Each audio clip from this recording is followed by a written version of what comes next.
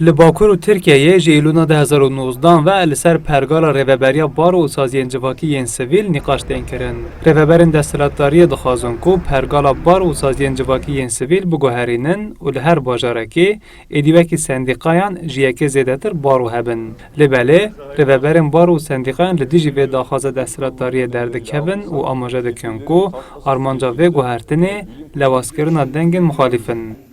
Serokê Baroya Diyarbekirê Cihan Aydın got, desthilatdar dixwaze dengên baroyan bêvirîn û hêza wan lewaz bibe. Lê belê ew ên vê yekê qebûl nekin. Mesele sadece avukatlık seçim sistemini ya da baroların seçim sistemini değiştirmeye yönelik bir yasa değil. Avukatlık mesleğini... Armanca vê yasayê ne tenê guhartina yasaya parêzer û baroyan e. Armanca vê yasayê lewazkirina parêzerî û bandora baroyan e. Em vê qebûl nakin û em ê li hemberî vê daxwazê baroyan ra dengê xwe bilind bikin. Baro li dijî polîtîkayên şaşên desthilatdariyan e, lê ew vê yekê naxwazin. Em ê jî dest ji vê helwesta xwe bernedin. Li gorî nirxandina rêveberên baroyan ji ber ku ew polîtîkayên şaş ên desthilatdariyê rexne dikin, hedef tên girtin. Rêveberên baroyan dibêjin, ew ne tenê şaşiyên desthilatdariyê dibêjin. Ji bo pêşketina demokrasiyê, riyên çareseriyê jî pêşniyar dikin. Lê pêşniyarên wan nayên guhdarî kirin. Ji bilî baroyan tê xwestin ku pergala rêveberiya hin rêxistinan jî were guhertin.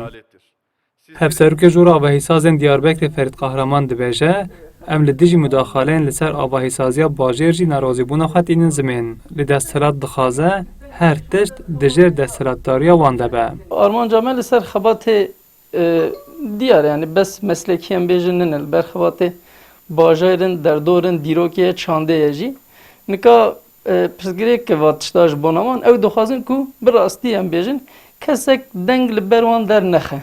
Yani ew çi bêjin bi her tişt bi gotina wan bibe ku kesek li pêş wan dernekeve. Nika em bêjin tiştê hemû bi gotina wan yani rastî ye ne rastî eger rastî ba gelek tişt piştî tê guherandin piştî diyar dikin ku bi dayê dikevin bi xwe dibêjine eva xeletî bûye me tiştên nerast kirine. Maalesef Türkiye yargısı derin bir kriz içerisinde. Daxwaza guhertina pergala baroyan di sala 2012 de hatibû rojevê. Lê belê wê demê ji ber bertekên tund pêk nehatibû. Rêveberên baro û sendîqayan dibêjin rayadarên desthilatdariyê di mijara guhertina yasayan de tu pirseke ji wan nake û bi wan naşêwire û dixwaze her tiştê li gorî xwe saz bike. Lê ew vê yekê qebûl nakin. Rêveberên baroyan dibêjin ew maf û azadiyên welatiyan diparêzin û li dijî polîtîkayên şaş yên desthilatdariyê derdikevin. Ji ber vê yekê tê xwestin ku hêza wan were lewazkirin. Lê dê ew jî her xwestekekê desthilatdariyê qebûl nekin. Hesen Kösen, Kurdistan 24, Diyarbekir.